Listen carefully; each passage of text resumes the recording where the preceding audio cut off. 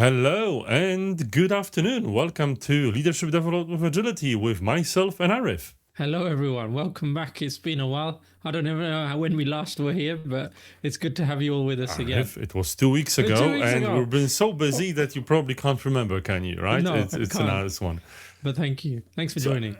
Thanks for joining. Let us know where you're from. We can see a lot Please. of people tuning in. Let us know where you're from, because today we'll talk about something exciting, which is feedback. Feedback. Yes. How to master it. How to master of feedback. It's like the Jedi master of feedback, Arif. Why is it that we've chosen this to speak about, Arif? Well, we're building on our continuing theme of leadership agility, right? And agile leaders. And I think that it's a nice topic to build on. It's to build on that whole theme.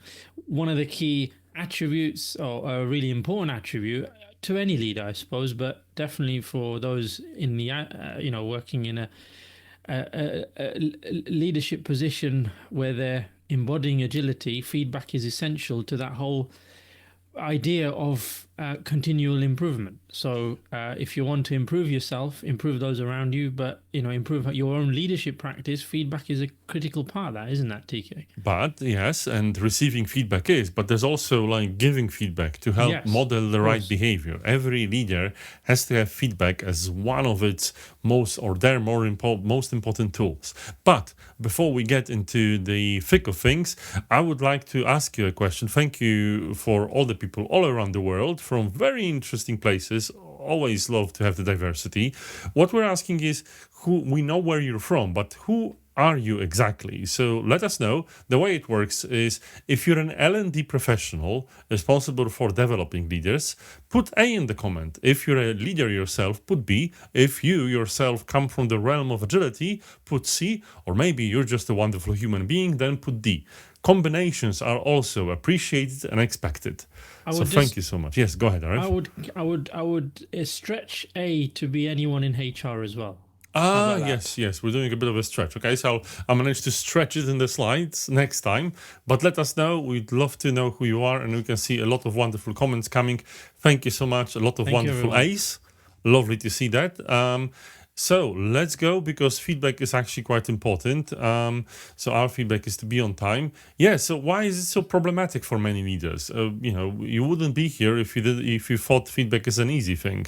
So Arif, why do you think so many leaders have a problem with feedback? Like many of our series that we do, a lot of events we run, we always reflect on personal experiences, don't we, TK? So I'm sure you can think of yourself some personal experiences of leaders you've worked with, whether they've managed you directly or you've reported to them in some way, who maybe could have been better in how they provided their feedback, or maybe they just didn't provide any feedback at all. That's probably even worse. So okay, but to answer your question, why is it? I think it's not a skill that's taught enough. It's something that's assumed, and it's something that we think, you should be able to automatically be able to share what you think about someone in a pretty comprehensive way. It's a natural thing you should be able to do. You don't need to be taught that. I think there's that belief still exists. Certainly that's the experience I've had in terms of being on the receiving end of feedback. I've had that experience where it feels like, I wonder if they've anyone's ever told them that the way they've given that feedback wasn't the best way of doing it, or it didn't have the desired impact, or it actually made me feel worse.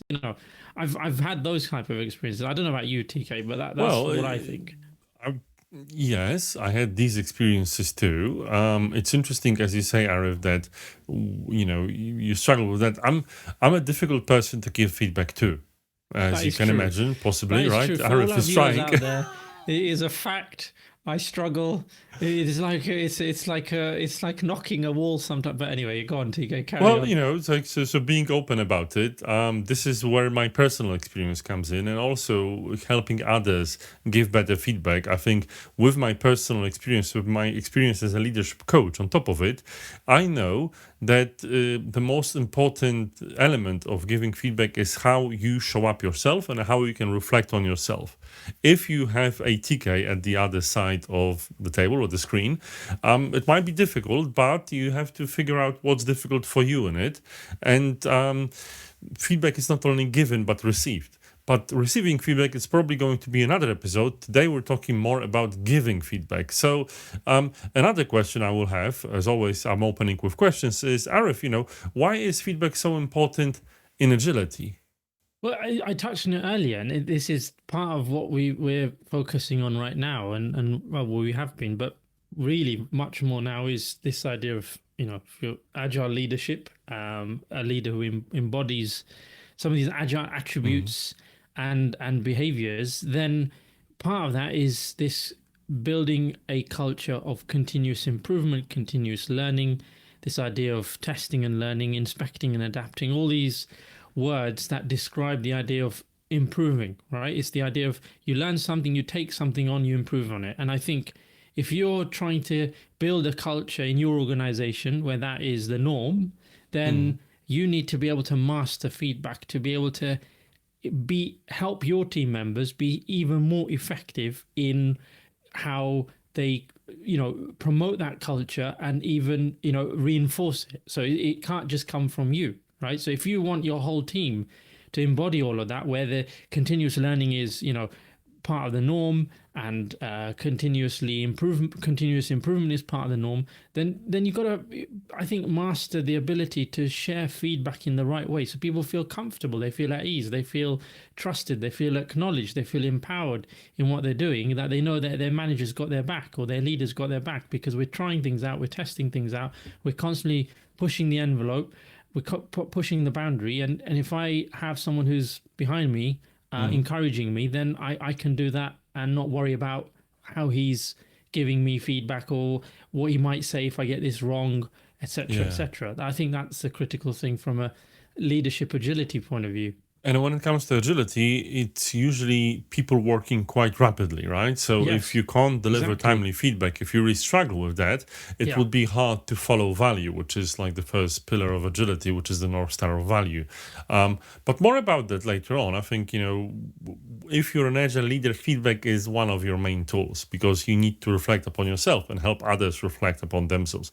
But, there's many feedback models it can be used, like essentially all models are wrong, but some are useful, and we've got some useful models for you. So Arif, I'm sure you know plenty of, George E.P. Box, he's a consultant from a bygone era, but his wisdom is definitely with us constantly, and I think he's a great systems thinker by saying that. And what I would say though is, Arif, do you know any feedback models that are crap? Is that an acronym? CRAP? Well, no. It's that you found not to be working, right? One model which is like not giving feedback at all. The one is not giving feedback at all. And another one is like being called into a room or being called in and it almost feeling like you've been singled out for something and then being told. It's like I had that experience where it was like being called into the headmaster's office. That's a great one. And he's like, I need to speak to you. And then it's such an awkward kind of situation because you don't know why, that's happened.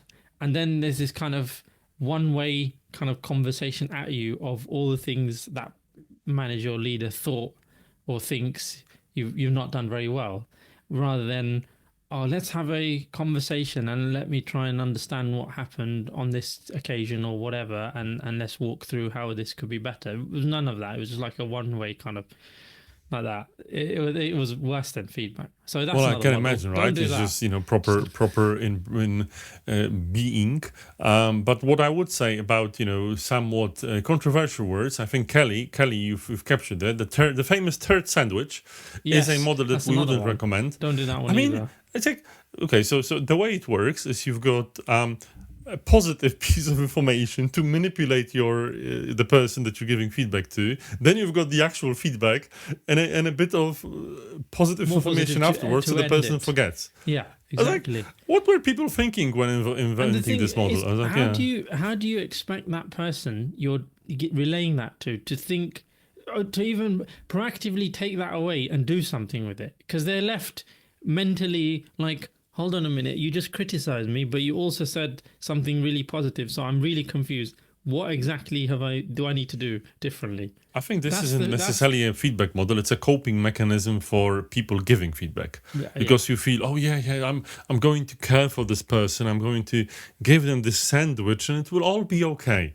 So essentially, ticking the box mentally that you're giving feedback, but you're actually doing nothing whatsoever and just confusing the person, and they're probably resenting you even more, especially at this time and age, trying to essentially manipulate you. Kelly actually said the boost, balanced, objective, observed, specific, and timely. That's a nice one. I especially think, and we've been talking about it with one of our clients today, and Arif, I've been talking about it a lot, how important timely feedback is. Yeah. It's difficult to give feedback like a month after the event because you've lost all the context and you're no longer associated with what happened. It's probably best to give it straight away, isn't it? No, definitely, and this when things are fresh. But I don't think excuse me. One other model, which is not necessarily a feedback in a one-to-one setting, but it's a reflective model, shall we say, and you might use it in a team setting. Is AAR, after action reviews. So that is inspired from the military, but they use that immediately after something's happened. So they collectively sit down and they collaborate with each other and they ask each other these questions. So the team or unit has gone out, there's been some action, return back to base, they do this report and they deliberately ask, okay, what happened? What would we do differently next time? And what would the actions be? So they do that in a collaborative setting. So they're providing the feedback real time to each other. But that's more of a team setting. I think what we're going to be talking about today is a bit more one-to-one, isn't it, TK? Well, it doesn't need to be. You can adapt it. But just wanted to acknowledge how important it is to learn from the practice in the military.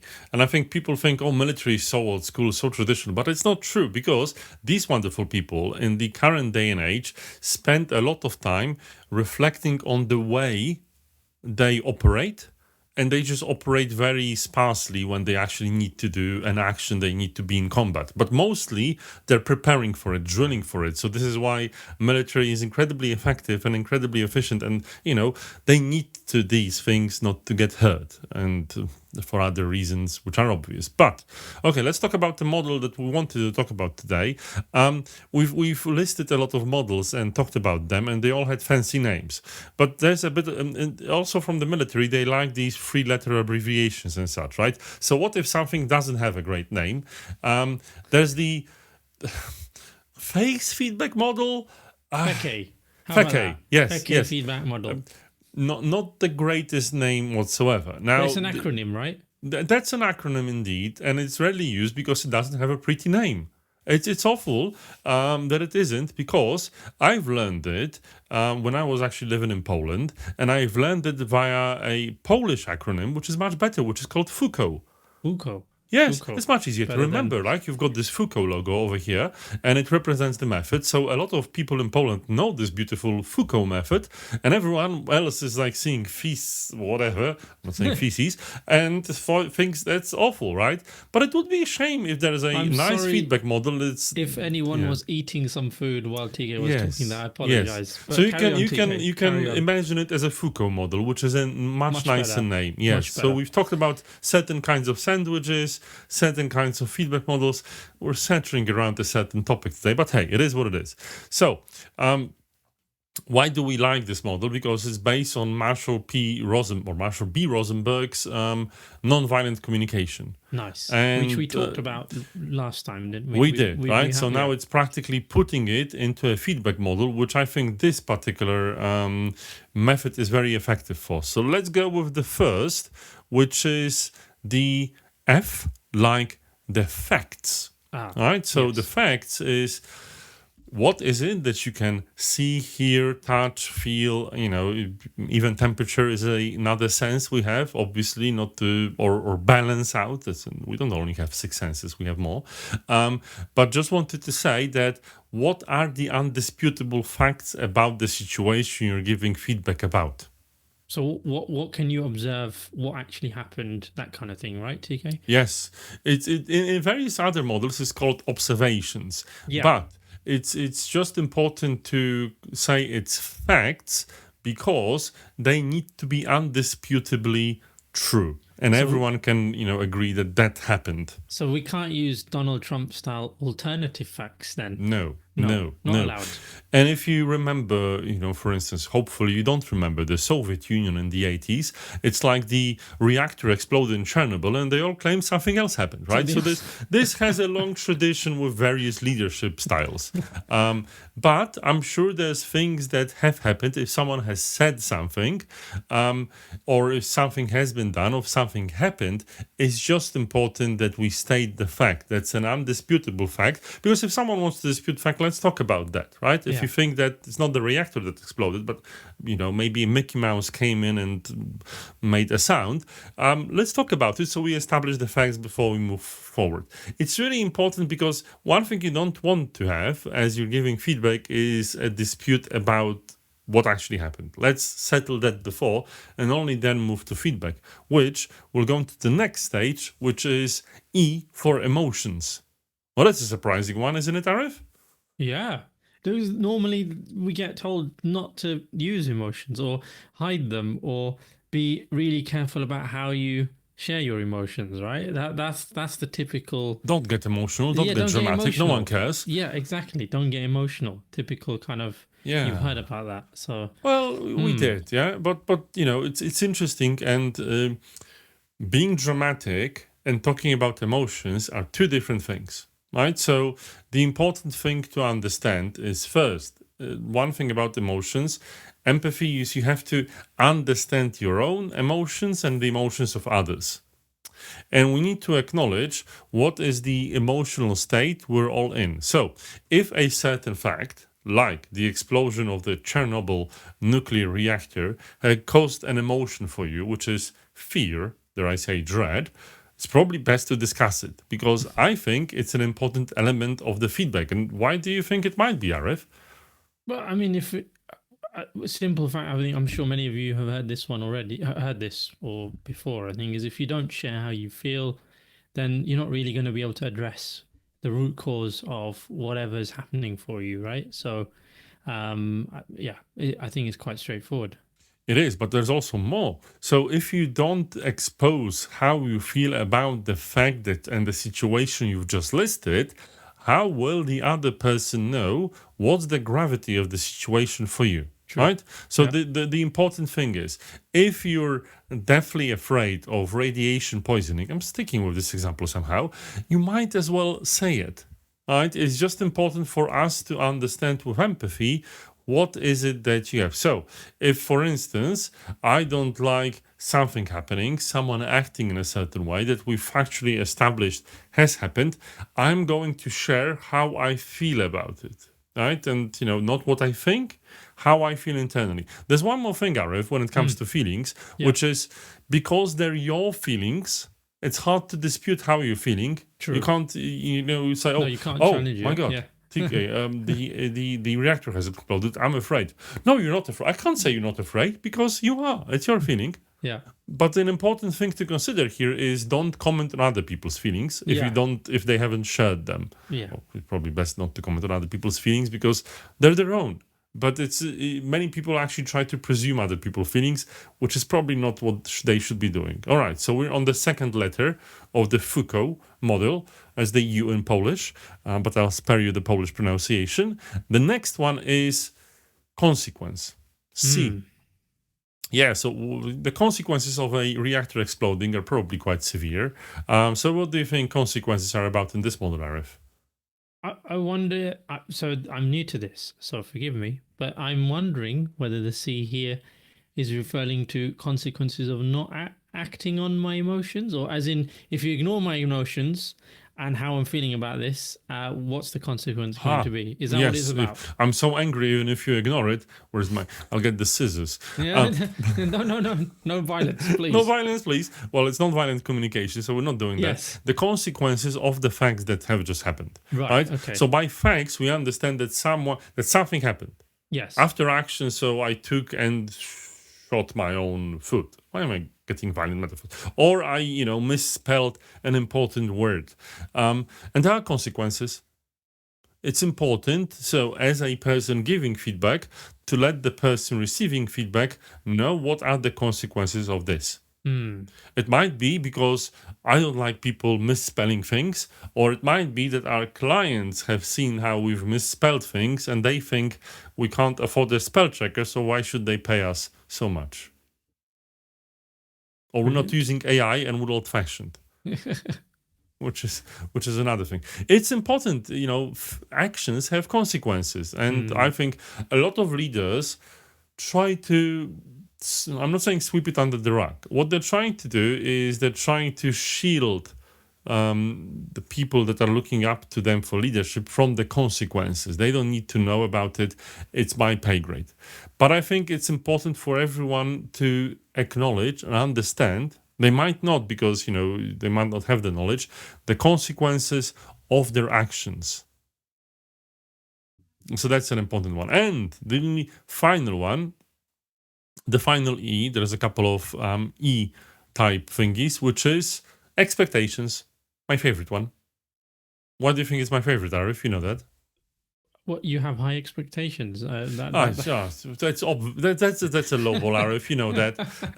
I think many people are a popular way of delivering feedback, or talking to me, which I don't like, is asking questions. It's like, oh, TK, do you know what you've done? That's not the correct way. Rarely anyone says it, because I usually do, but doesn't really matter. What matters is, what do you expect to happen? Yeah, it's more actionable, isn't it? This is the action. Let's get into what the change was going to be. What is my request to you?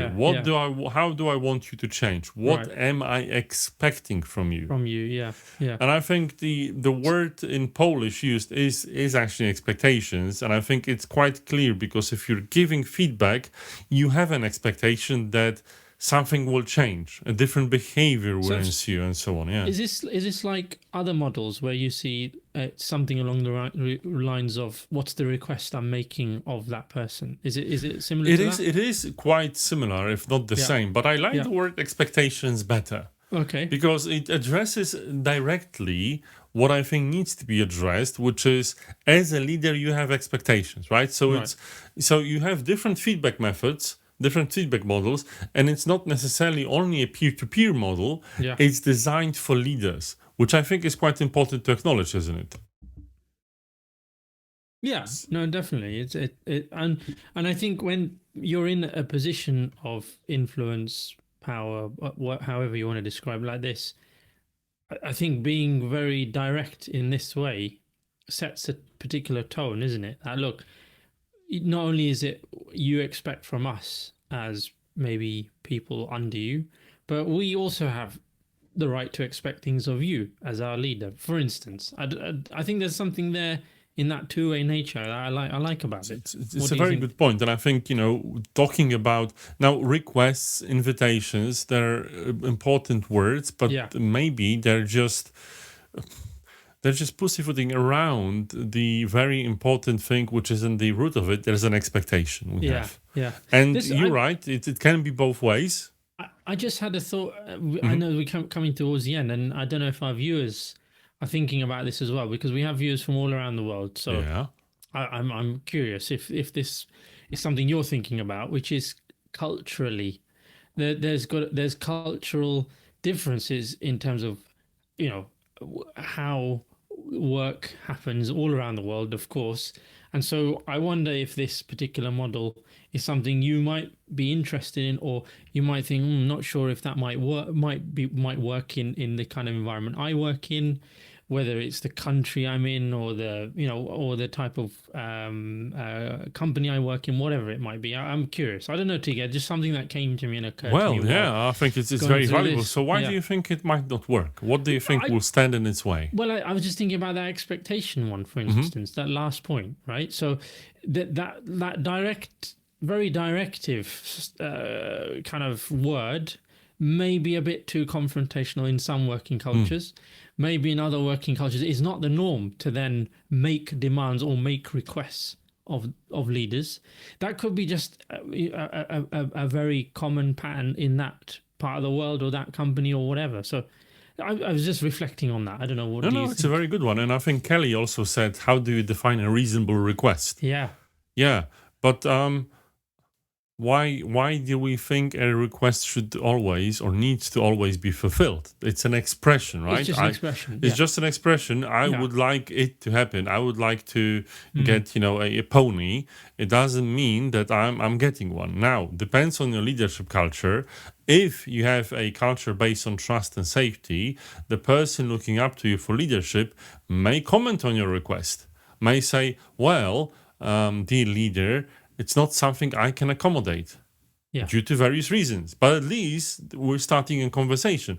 I think if you're a leader, and it's interesting, Arif, that you're thinking about a situation when the feedback is giving, let's say, upward, right? So from someone looking up to a leader themselves, where in some cultures is less than appropriate. Some cultures that are more focused on hierarchy. But leaving that aside, even some cultures find it difficult to talk about requests directly, even from the leaders. And I think this is a huge problem because we are now designing a system of leadership, a culture of leadership where things have to be assumed. And there are cultures like that. You're supposed to know. Yeah. That's a good point. Not my favorite one. Go ahead, Arif. Maybe you see something in the comments. Yeah, no, there's some interesting comments coming through as we get towards the end around feelings, maybe, and emotions, perhaps. Some workplaces or cultures may be more accommodating of sharing that than others. Some of the comments coming through, which is it's possible, isn't it? So this is what we talked about this is what we talked about earlier on, where you hear that phrase, okay, you don't talk about how you're feeling, right? Or it's not important. It's not relevant to the conversation. We just need to stick to the facts. Even more. When I've been trained as a young leader, I still remember it. There was a clear distinction about there is a self at work, and self outside of work, right? And it's like you can be emotional outside of work, but at work there is a different self.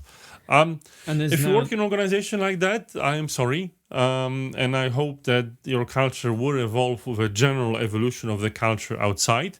But some places are stubborn. There you go, right?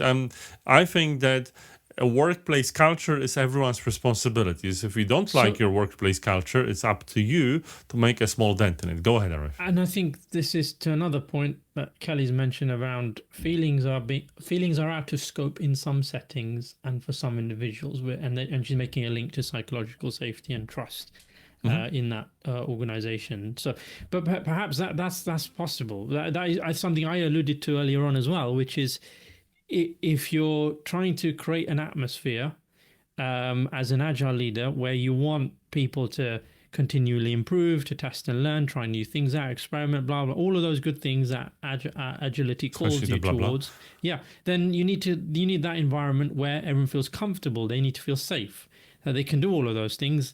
And that means for you, that's a really important base level kind of request that we need to make to leaders out there, that you need to do that first before you can really start doing all these other things. I think that's what I would say. Absolutely. And if you want to do that, we have a nice resource for you that Arif's, I'm sure, going to introduce. Oh, yes. So if you've missed this or you haven't seen this already, we've started a brand new podcast available on your favorite podcast player, whatever that is. Just look up Leading with Agility or hit that QR code and it'll take you to a page where you can access it from your podcast player. So yes, I'm demonstrating hitting the podcast code. Yeah, there you go. Do that. Yeah, hit the podcast, subscribe, like, follow, do share it around if you can. We're on there pretty much weekly now, talking about all this kind of good stuff and sharing our thoughts and ideas. And we're trying to keep hot topics in mind as well. So indeed, and if you have a topic in mind, let us know. Our podcast is now constantly developing. There's a lot of people downloading. But with that, hopefully you've enjoyed this episode of Leadership Development of Agility. We have another one for you in 2 weeks, so watch this space. And for now, we wish you all the best, and hopefully you can have a great day and evening. Take care. Thank you. Take care. Bye-bye. Bye.